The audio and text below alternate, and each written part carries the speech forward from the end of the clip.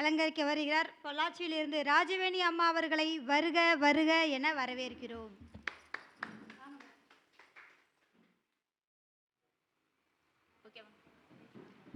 அருள் பெருஞ்சோதி அருள் பெருஞ்சோதி தனிப்பெரும் கருணை அருள் பெருஞ்சோதி. மாதா பிதா குருமார்களை வணங்கி நவகிரகங்களையும் பஞ்சபூதங்களையும் பிரபஞ்சங்களையும் வணங்கி நமக்கு இந்த வாய்ப்பு கொடுத்துருக்கிற குபேர கலச அறக்கட்டளை நிர்வாகிகளுக்கு ஒரு நன்றியை தெரிவிச்சுக்கலாம். இங்கே வந்திருக்கும் ஜோதிட அறிஞர்களுக்கும் ஆர்வலருக்கும் ஒரு நன்றியை தெரிவிச்சுக்கலாம். ஊடகத்துறை நண்பர் அவர்களுக்கும் நம்மளோட நன்றியை தெரிவித்து நம்மளோட நிகழ்ச்சிக்கு போகலாம், இந்த கருத்தரங்கு போகலாம். நமக்கு இன்றைக்கி எடுத்திருக்கிற தலைப்பு ரொம்ப யோசனை பண்ணிகிட்டே வந்தாங்க, என்னடா தலைப்பு பேசலாம் அப்படின்ட்டு. மக்கள் இப்போ ரொம்ப சிரமத்தில் இருக்கிறது ஒன்று கல்வி தடையாக இருக்குது, படித்தேன் வேலை கிடைக்கல அப்படிங்கிறது, இல்லாட்டி எனக்கு படிப்பு ஏறலை அப்படிங்கிற விஷயம். படிச்சுட்டேன் வேலைக்கு போயிட்டேன் அப்படின்னா எனக்கு திருமணம் ஆகலை அப்படிங்கிற ஒரு பெரிய டாபிக் இருக்குது. திருமணம் ஆயிடுச்சு எனக்கு குழந்தை பிறப்பு லேட் ஆகுது அப்படின்னு மக்கள் ரொம்ப ஒரு வர்ற ஜாதகம் கூட இதுக்குள்ளேயே தான் வருது. ஏன்னா திருமண பொருத்தம் கிடைக்கிது, எங்களுக்கு அந்த பொண்ணு கிடைக்கல அப்படிங்கிற மாதிரி ரொம்ப ஃபீல் பண்ணுறாங்க. அந்த மாதிரி சரி இது எல்லாத்துக்கும் ஒரு முடிவாக ஒரு கோயில்களெல்லாம் கொடுத்துடலாம் அப்படின்னு பரிகார கோயில் தாங்க எடுத்துகிட்டு வந்திருக்கேன். இது பரிகார கோயில்னு சொல்ல முடியாது. நமக்கு ஒரு சிரமம் அப்படின்னா நம்ம ஒரு அம்மா அப்பாட்ட சொல்லுவோம். அந்த மாதிரி தான் நம்ம தெய்வங்கிட்ட போகிறப்ப நம்மளோட பிரச்சனையை அவங்க சால்வ் பண்ணுவாங்க. அதனால தான் நம்ம முன்னோர்கள் ஒவ்வொரு திசைக்கும் கோயில்களாக அமைச்சு கொடுத்துருக்காங்க. இப்போ திருச்செந்தூர் ஏன் அங்கே திருச்செந்தூர் கடல் பக்கம் முருகன் கோயில் ஏன் அமைச்சு கொடுத்தாங்கன்னா அந்த குருபவனோட ஆதிக்கம் அதிகமாக இருக்குது. பழனி முருகன் கோயிலை ஏன் அமைச்சு கொடுத்தாங்கன்னா அந்த செவ்வாயோட கதிர்வீச்சு அதிகமாக இருக்குது. திருப்பதி ஏழுமலையான ஏன் நம்ம பணத்துக்காக போகிறோம்னா அங்கே சந்திரபவனோட கதிர்வீச்சு அதிகமாக இருக்குது. இந்த மாதிரி நம்ம தமிழ்நாட்டில் இல்லை, இந்தியா ஃபுல்லாகவே ஒவ்வொரு கிரகத்தோட கதிர்வீச்சும் அலைகளும் இருக்கிறனால நம்ம முன்னோர்கள் குறிப்பிட்ட அளவில் அந்த கோயில் கட்டி நம்ம கொடுத்துருக்காங்க. ஒரு பிரச்சனை நீ இந்த இடத்துக்கு வந்துட்டு போனீங்கன்னா உனக்கு சரியாகும்பா அப்படின்னு நம்ம முன்னோர்கள் சொல்லியிருக்காங்க. அதில் நம்மளும் உடனே என்ன கேட்பாங்க, அந்த கோயிலுக்கு போயிட்டு வந்து எனக்கு கல்யாணம் ஆயிருமா அப்படின்னு விதண்டியாக கேட்குறவங்களும் இருப்பாங்க. ஆனால் கண்டிப்பாக கல்யாணம் ஆகும். நீங்கள் ஒரு கோயிலுக்கு போனால் ஒரு நம்பிக்கையாக போகணும். அந்த கோயிலுக்கு போகிற திதி யோகம் கர்ணம் நட்சத்திரம் கிழமை இதெல்லாம் இருக்குது. ஏன்னா போனேன் வந்தேன் அப்படின்லாம் போகக்கூடாது. உங்களுக்கான ஒரு எந்தெந்த நட்சத்திரங்களை போகணும் அப்படின்னு ஒரு விதிவிலக்கு இருக்குது. அந்தந்த நட்சத்திரங்களுக்கு உங்களுக்கான கோயில்கள் கண்டுபிடிக்கிறாங்க ஸ்பெஷலே. அந்த மாதிரி உங்களுக்கான கோயில் கண்டுபிடிச்சி நீங்கள் போனீங்கன்னா உங்களுக்கான நிகழ்ச்சி கண்டிப்பாக நடக்கும். ஓகேங்களா? நாங்கள் சொல்லிகிட்டே இருக்கோம், நிறைய பேருக்கு திருமணம் ஆகுது, குழந்தை பிறப்பு கிடைக்குது. ஒரு தம்பதிக்கெல்லாம் குழந்தை பிறப்பே இல்லைன்னு சொல்லி டாக்டரே சொன்னவங்களுக்கு டெஸ்ட் பி போட்டு நல்ல குழந்தை பிறந்திருக்கு. அதுக்கு காரணம் நாங்கள் சொன்னால் கோயில் வழிபாடு மட்டும்தான். இது பரிகாரம்னு கூட சொல்ல முடியாது, கோயில் வழிபாடுன்னு தான் சொல்லணும். அந்த பேபி ஃபார்ம் ஆனதுலேருந்து பேபி கையில் கிடைக்கிற வரைக்கும் கிட்டத்தட்ட கும்பிடனா ஒரு மனதோட நிலைநாட்டி கும்பிட்டா அந்த பரிகாரங்கிறது கோயில் வழிபாடு நமக்கு சிறப்பாக இருக்கும். சரி சொல்லிகிட்டே இருக்கீங்களே கோயிலை சொல்லிடுங்க அப்படின்னு கேட்குற மாதிரி எனக்கு தெரியுது. நான் கோயிலை சொல்லிடுறேன். ஃபஸ்ட்டு கல்வி தடையாக இருக்குங்க. எங்கள் பையன் படிக்க மாட்டேங்கிறான், படித்தா மார்க் வர மாட்டேங்குது, எக்ஸாம் எழுப்பா மறந்துடுறான் அப்படின்னு கல்வி தடை இருக்கிறப்போ நம்ம தாடிக்கொம்பில் இருக்கிற சௌந்தரராஜா பெருமாள் கோவிலுக்கு போகலாம். அங்கே என்ன ஸ்பெஷல்னா கயகிரிவரும் சரஸ்வதி தாயாரும் தன்னோட கையில் ஏடும் ஸ்படிக மாலையும் வச்சுருக்காங்க. எந்த ஒரு கோயிலில் லட்சுமி இந்த சரஸ்வதி அம்மா ஸ்படிகமும் அந்த ஏடும் வச்சிருக்கிற கோயில் ரொம்ப ஸ்பெஷலாக இருக்கும். ஏன்னா படிப்புக்கே சரஸ்வதி அம்மா தான். அதனால் நீங்கள் கல்வி தடையாக இருக்குன்னா தாடிக்கொம்பு சௌந்தரராஜ பெருமாள் கோயிலில் போய் அவங்களோட பேரில் ஒரு அர்ச்சனை பண்ணலாம். அது எப்போ போகணும் அப்படின்னா அவங்க பிறப்பு நட்சத்திரம் எடுத்து போகலாம். இல்லைன்னா அவங்களுக்கு இப்போ என்ன தசை நடந்திருக்கோ அந்த தசை எந்த கிரகத்தோட நட்சத்திரத்தில் இருக்கோ அந்த நட்சத்திரத்தை எடுத்து போகலாம். சரிங்களா? இப்போ உங்களுக்கு கோயிலுக்கு போகிறப்ப நட்சத்திரம் சரியில்லைன்னா ஒரு ஜோதிடரை அணுகி எந்த நட்சத்திரம் போகலாம் அப்படின்னு கேட்டுட்டு போங்க. ஓகேங்களா? முடிஞ்ச வரைக்கும் நம்ம கயகிரி வரைக்கும் சரஸ்வதி இந்த படிப்புக்கான கல்வி தடை நீங்கள் போகிற அந்த கோயில் தாடிக்கொம்பு கோயில் திருவோண நட்சத்திரத்தன்னைக்கு போகிறது ரொம்ப சிறப்பாக இருக்கும். ஓகேங்களா? ரெண்டாவது அதே கல்வி தடைக்கு இன்னொரு கோயில் திருவாகீந்திரபுரம் லட்சுமி கயகிரிவர் அவருக்கு துளசியும் ஏலக்காய் மாலையும் போடணும். ஏலக்காய் மாலை போடுறதோட ஒரு நம்பர் இருக்குங்க, அந்த நம்பர் வழியே போட்டால் உங்களுக்கு கல்வி தடை ரொம்ப சிறப்பாக இருக்கும். அதாவது குழந்தைங்க மறந்து போனதை அவங்களுக்கு ஞாபகப்படுத்தி அந்த கல்வி தடையை மீட்டு எடுப்பாங்க. ஏன்னா கல்விக்கே சரஸ்வதி அம்மா தான். இந்த ரெண்டு கோயிலுக்கு உங்களால் முடிஞ்சா போயிட்டு குழந்தைங்க படிக்கலாம் அப்படிங்கிறது நீங்கள் வருத்தப்பட வேண்டியதில் அவங்க நல்லா படிப்பாங்க. ஓகேங்களா? சரி இப்போ கல்விக்கு அடுத்து ரொம்ப அடுத்த பிரச்சனையாக இருக்குது நம்ம திருமணம் தாங்க.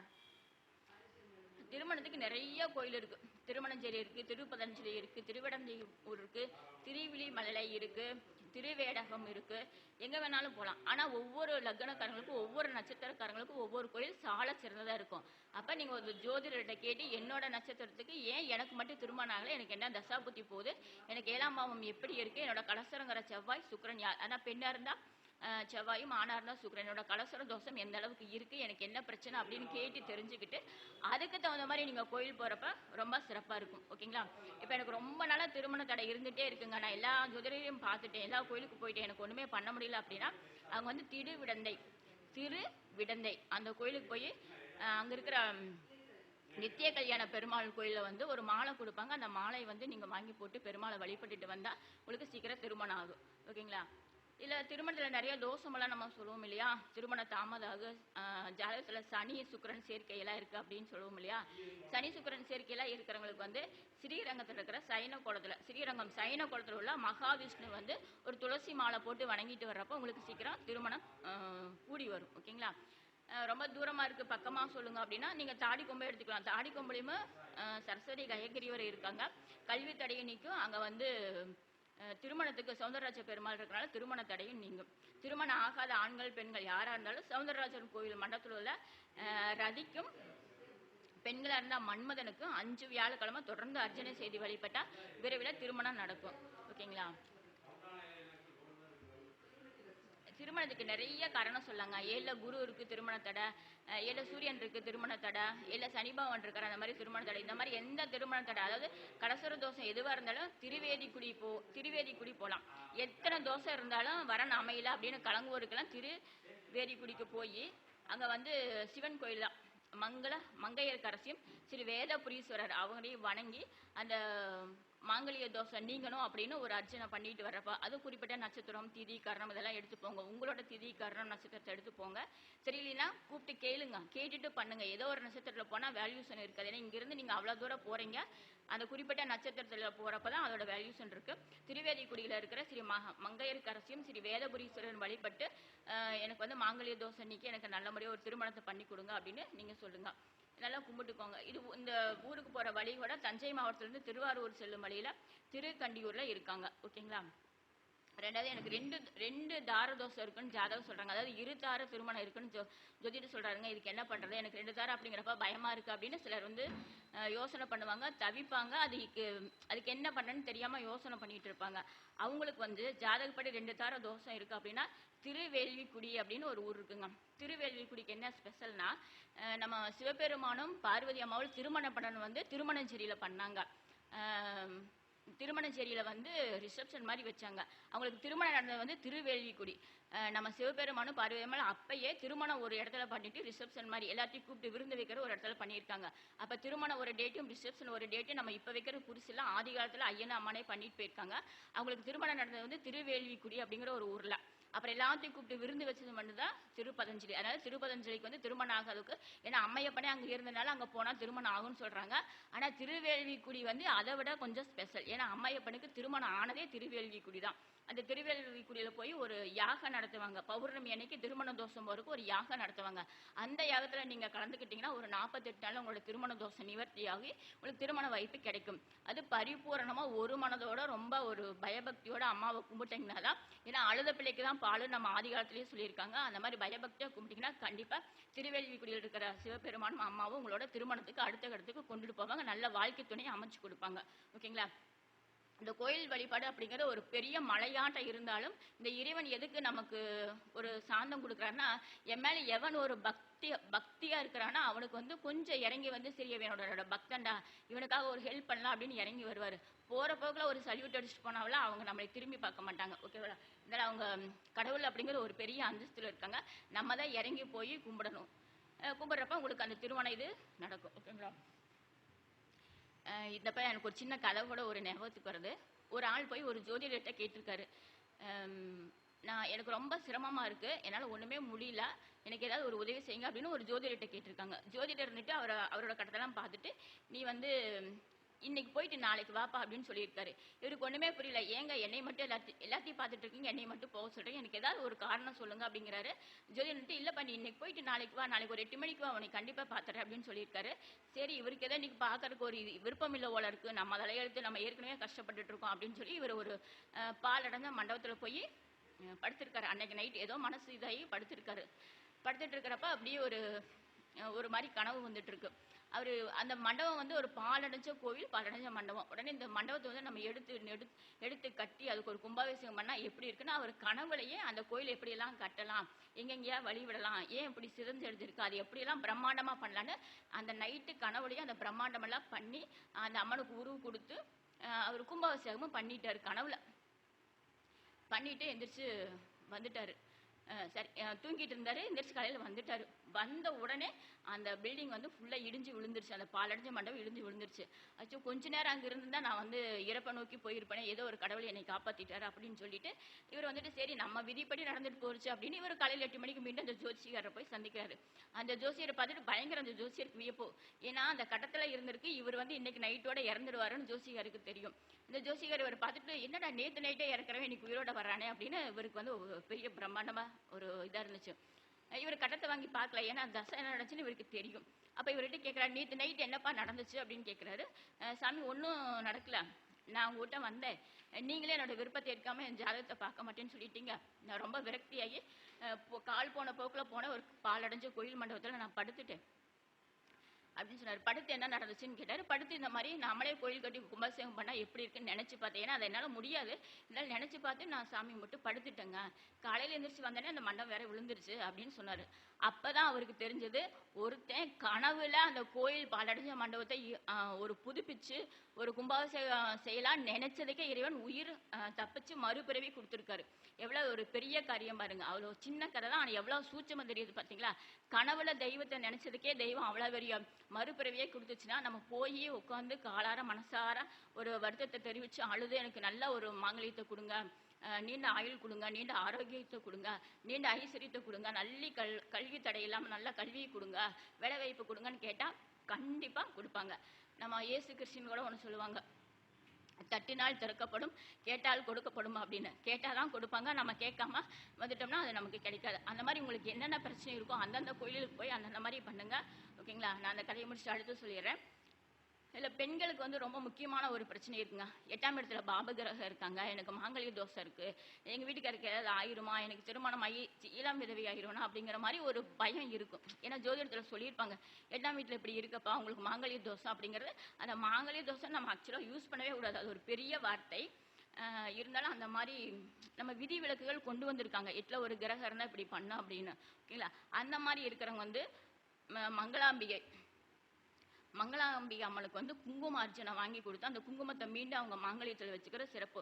முந்தி காலத்துல எல்லாம் பெண்கள் வந்து கோயிலுக்கு போனால் குங்குமம் வாங்கினா குங்குமத்துல தன்னோட தாலி பொட்டில் வைப்பாங்க, தாலியில் வைப்பாங்க, காசு போட்டுனா காசில் வைப்பாங்க, நெத்தியில் வைப்பாங்க. நெத்தியில் வைக்கிறதுக்கெல்லாம் ஒரு அர்த்தம் இருக்குங்க. இப்போல்லாம் யாரும் நெத்தியில் வைக்கிறது இல்லை.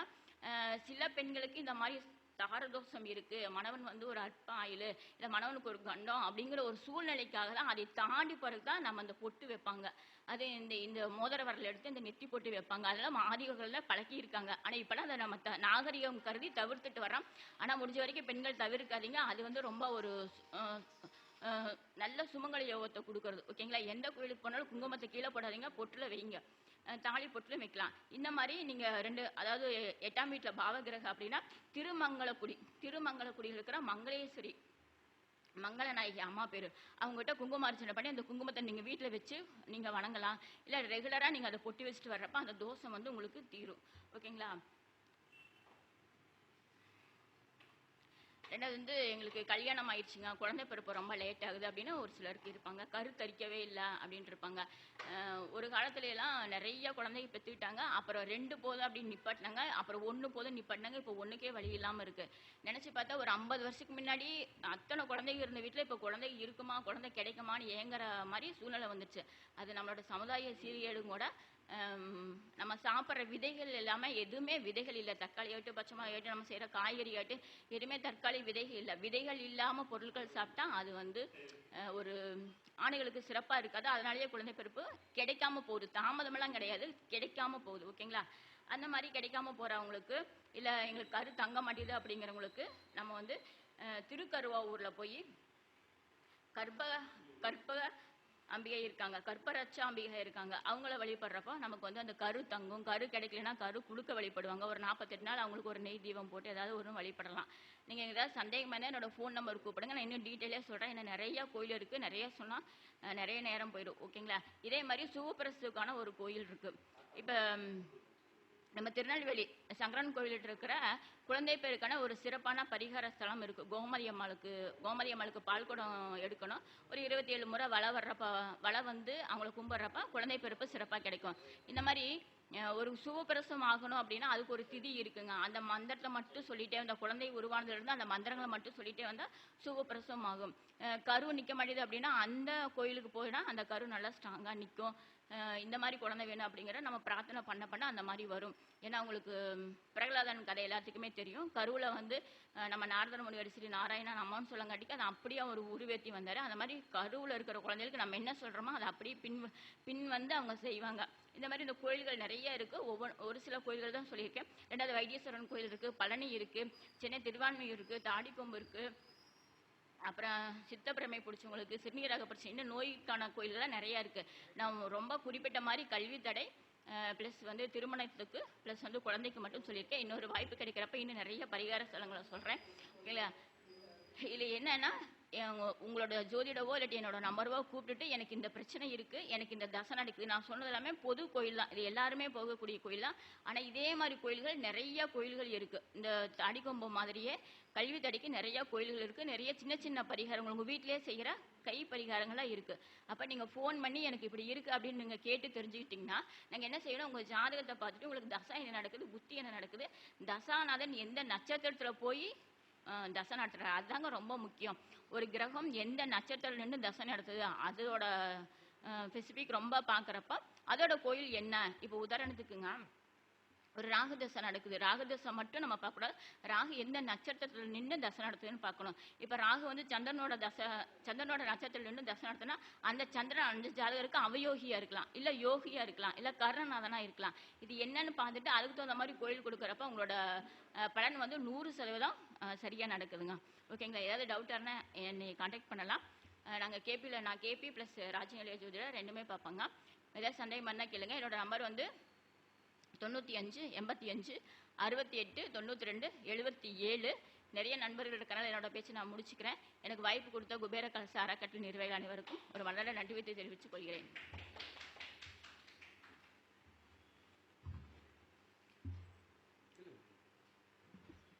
மிக அருமையாக பேசிய நமது ராஜவேணி அம்மா அவர்களுக்கு பொன்னாடை பொருத்துமாறு பிரபா மேடம் அவர்களை அழைக்கின்றோம்.